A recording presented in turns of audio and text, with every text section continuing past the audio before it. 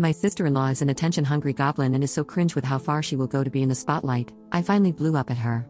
For context, my husband, 30M, and I, 26F, got married during COVID, and we couldn't have a big ceremony because of restrictions, and unfortunately, my family couldn't be present as they live in a different country. With restrictions finally lifted, we decided to have a more traditional ceremony in my home country with my family. My husband's family came, including his parents, some friends, cousins, his sister, Sarah, 32F, and her husband, Matt, 28M. Sarah and Matt live on the other side of the US from the rest of the family. They had their wedding a couple of months back in their home state, and ever since then, even when our wedding wasn't a topic of conversation, Sarah would mention that she and Matt were planning to get pregnant during our wedding trip. No big deal, I just made sure to tell her that she needs to ovulate for that to happen, but other than that, I couldn't care less. What started to get annoying is when we were discussing all the activities and excursions people wanted to do so we could go ahead and book them, Sarah would always interject with, "Make sure there's enough time for Matt and me at the hotel so we can get busy making our baby." Again, kind of gross, a little annoying, but whatever, they are adults. About a week before we all leave to go to my home country, Sarah and Matt arrive in our home state to spend time with family as they rarely see them.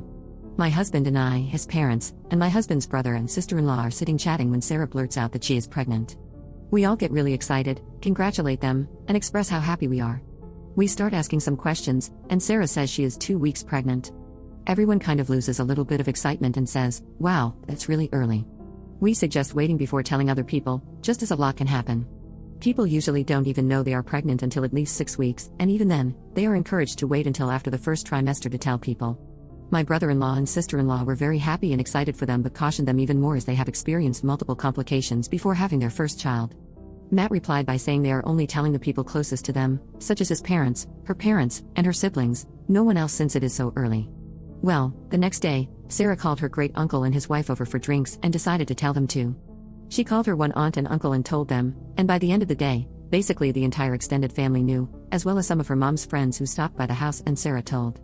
With each person Sarah told, Matt got more agitated, as they had agreed to only tell a select few people. Matt finally gave up and asked her why she doesn't just post it on Facebook, as it will be quicker, to which she replied, she wants to, but she thinks it will be frowned upon. My husband came to me and said it feels like she is trying to draw attention away from us and our wedding, as she is known to do anything and everything to have the spotlight on her.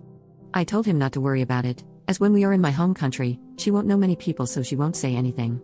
He agreed but went to his parents and told them what he was feeling, and asked if they could politely suggest that she keep it to herself when we left for the trip. They agreed that it was valid for him to feel that way, as they know she hates it if the focus is not on her.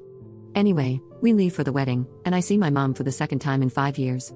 Obviously, it was a very emotional reunion, but we wiped off our tears quickly and sat down for a meal with my husband's family. After I introduced her to everyone, the waiter takes our order, and the first thing Sarah says to my mom is, "Your daughter probably already told you, but I won't be drinking this trip."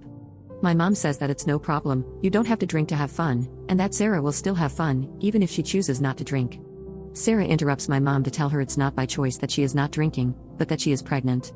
Keep in mind this is 10 minutes after she met my mom. My mom says congratulations and keeps on with another conversation. Sarah interrupts my mom again and tells her how she is 2 weeks pregnant and just so excited. My mom, who is practicing medicine, then tells Sarah the same thing we did, that she should probably wait until she is in her second trimester to tell people, and Sarah completely ignores her. The same thing happens with my aunt, cousins, uncles, sister, and grandparents, all of whom she had never met before.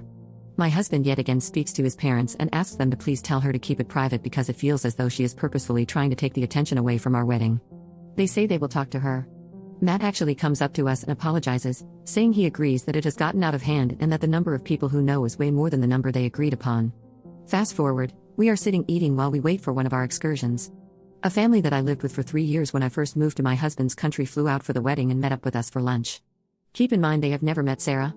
The wife and I are talking about the wedding and all the arrangements, while Sarah sits across from us and listens to the conversation. My husband orders some shots for everyone at the table, but when his mom says she doesn't want one, he tells the server to -1. Sarah hears him ordering the shots and goes off yelling across the table, "I can't drink, you know I can't drink a shot, why would you order me one?" Everyone kind of stops and looks at her for a moment, before my husband says it's not a problem, as Matt said he wants to. Everyone then continues their conversation, including the wife and me. Sarah interrupts me and continues to make a big fuss over how my husband ordered her a drink when he knows she's not drinking. The wife then says it's okay because Matt said he'll drink it, so it's not going to waste. Sarah then repeats how annoying it is that my husband ordered her a shot, and I say not to worry because I'll just drink it if Matt doesn't want it. She keeps doing this until I finally tell the wife she's not drinking because she is pregnant. The wife says congratulations and asks how far along she is, then also advises her to be careful about telling too many people. This situation happened about 3 more times in the week leading up to the wedding. Now, the last time it happened, she was telling my high school friends at the wedding how sick she has been, but no one asked why she was sick. They were just empathetic and saying they hope she feels better. They came over to talk to me, and she followed again, complaining about how sick she has been and kind of pushing them to ask why she has been feeling so sick. When I finally said, "Sarah, are you effing kidding me right now? No one gives a crap that you are pregnant, they don't even know you." Sarah ran off crying, and my mother-in-law heard me say that and told my father-in-law, who screamed at my husband, saying how we hurt Sarah's feelings and how she is just excited. My husband doesn't think I did anything wrong, and my high school friends think I was fine too because they know the backstory. However, my mom and some of my husband's family think I am to blame for my reaction. Update 1. My husband and I finally had our honeymoon, and we were unreachable during our holiday because we were out of the country. Our whole family knew this before we left, and we told them the only way to reach us in an emergency was to call the hotel.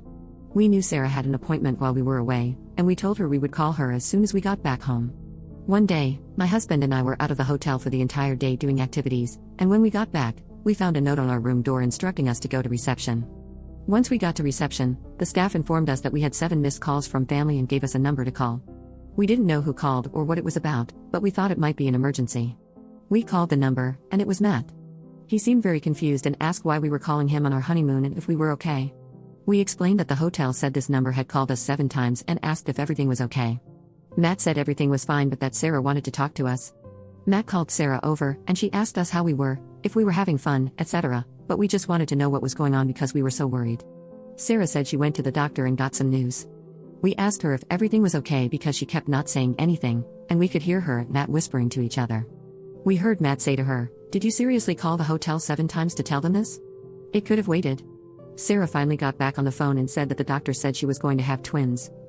We said congratulations and asked if there was anything else, as we thought it was an emergency. She said no, she just wanted to share the news because she was so excited and scared, and she couldn't hold it in. She also said she called my mom and told her on social media.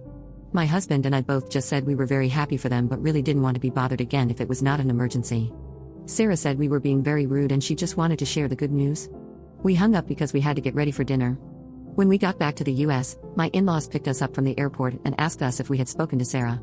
We said yes. She said she was having twins, and we were very excited for them. My father-in-law then said Sarah told them we were extremely rude to her and Matt, and we were dismissive and hung up the phone. We told them what really happened, and they said that is not what Sarah has told the whole family. We are now back in our house and haven't spoken to Sarah or Matt, but Matt texted us both. The text only came through later, where he said he was so sorry that they bothered us on our vacation and he felt horrible. We just texted back and said all was good, and that we were very excited for both of them. All I can say about this whole situation is that I am very happy that we live on the other side of the country from Sarah. Update 2. Hi everyone, sorry it's been 3 months. I have been really busy with work. Sarah is still pregnant, due at the end of August, with 2 babies, 1 boy and 1 girl.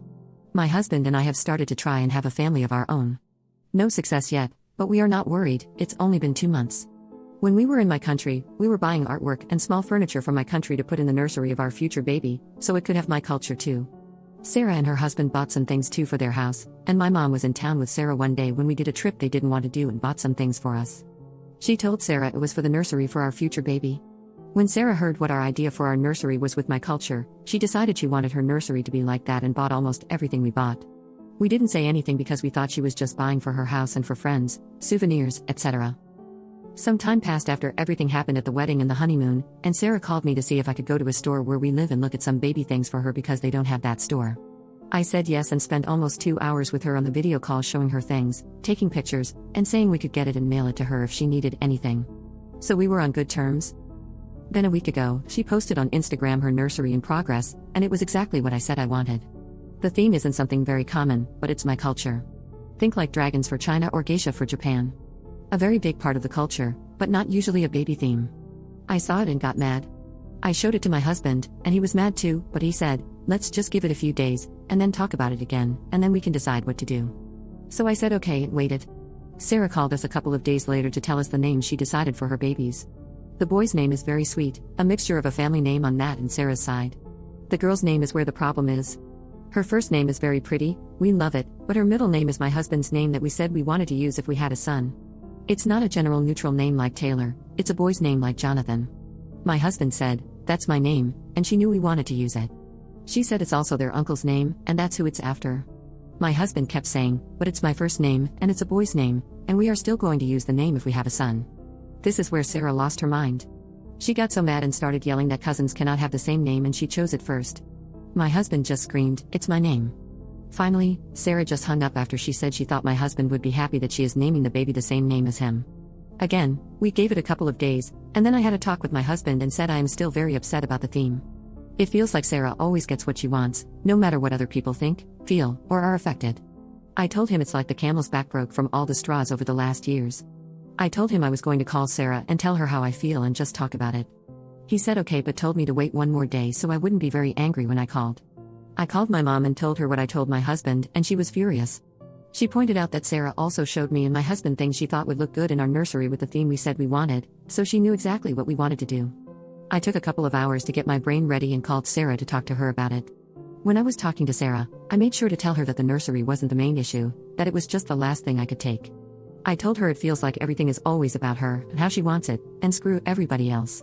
I said it's been almost 4 years of that, and the nursery was the last straw. I made it a point to talk to her nicely, not raise my voice, and use kind words, but she went off. She said a nursery theme isn't something you can own and that I actually copied her. I told her it's my culture, so I don't know how that works. She called me such bad names and cursed me out, and I told her if she didn't stop, I was going to hang up. She kept saying nasty things, and I told her again, but she kept going, so I hung up after I told her to lose my number and not contact me ever again. I haven't had any other contact from her, and neither has my husband. It feels like a weight off my shoulders. I wish her the best, but she cannot be a part of my life if she is acting like this. I also removed her from all socials. So that's that, Sarah and I are done. My husband is low contact, only if she calls or messages him, which is never. Her parents are shocked at me, but I said I'm done. Her mom asked if I am going to tell Sarah when I get pregnant, and I said no. She is welcome to tell her, and my husband can tell her if he wants, but I am not speaking to Sarah again. Sarah had her shower, and I sent 2 outfits for the babies because I bought them before the phone call, and she texted in a group chat to say thank you, and I just liked the message. I told my husband that if I am home, Sarah is not welcome in my house. That's probably the last update from me. I don't think anything else will happen now that I am no contact.